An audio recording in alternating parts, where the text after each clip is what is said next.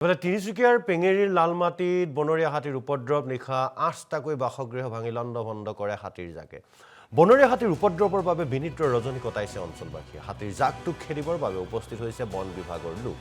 Rubber bullet মাৰি লগতে ফটকা ফুটাই হাতী খেদাৰ চেষ্টা বন কৰ্মীৰ। আৰু বনৰীয়া হাতীৰ উপদ্ৰৱ ৰোধৰ বাবে ফলপ্ৰসূ ব্যৱস্থা গ্ৰহণৰ দাবী জনাইছে ৰাইজে। অন্যথা কি অৱস্থা হৈছে আপোনালোকে ভিজুৱেলছত দেখিছে। ঘৰ দুৱাৰ ভাঙি তহিলং কৰিছে, খেতিপথাৰ নষ্ট কৰিছে, বাৰী জীৱ বেজী আছিলে, তামোল গছ বা কলগছ এইবোৰ ভাঙি খাই তহিলং কৰিছে।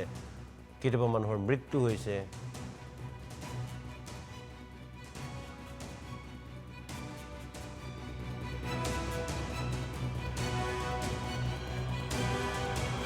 আপোনাৰ 5:30টাৰ পৰা আপোনাৰ 3:30 বজালৈকে ৰাতি 8টা ঘৰ ভাঙিলে। তাৰপাছত গাঁৱৰ ৰাইজে মানুহ আহি আৰু মানে খেদালে, তাৰপাছত গ'ল। তথাপিও ৰাতিপুৱা 3:30 4টালৈকে এই জোপাতে ৰখি আছিলে।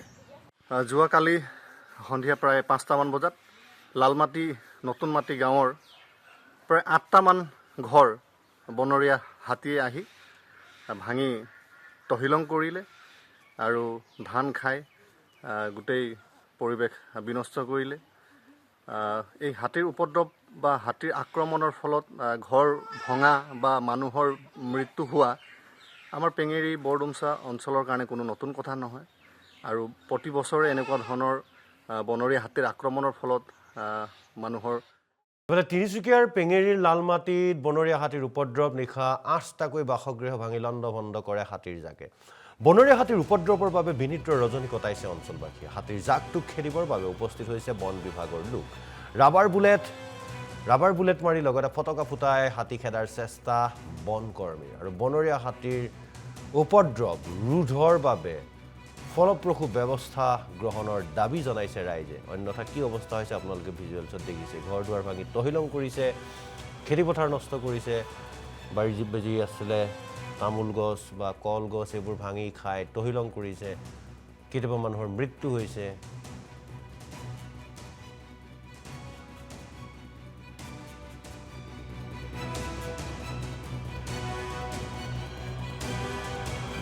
আপোনাৰ 5:30টাৰ পৰা আপোনাৰ 3:30 বজালৈকে ৰাতি 8টা ঘৰ ভাঙিলে। তাৰপাছত গাঁৱৰ ৰাইজে মানুহ আহি আৰু মানে খেদালে, তাৰপাছত গ'ল।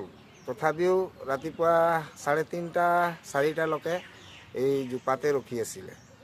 যোৱাকালি সন্ধিয়া প্ৰায় 5টামান বজাত লালমাটি নতুন মাটি গাঁৱৰ প্ৰায় 8টামান ঘৰ বনৰীয়া হাতীয়ে আহি ভাঙি তহিলং কৰিলে আৰু ধান খাই গোটেই পৰিৱেশ বিনষ্ট কৰিলে।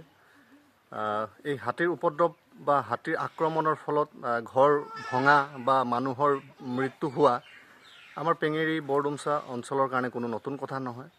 আৰু প্ৰতি বছৰে এনেকুৱা ধৰণৰ বনৰীয়া হাতীৰ আক্ৰমণৰ ফলত মানুহৰ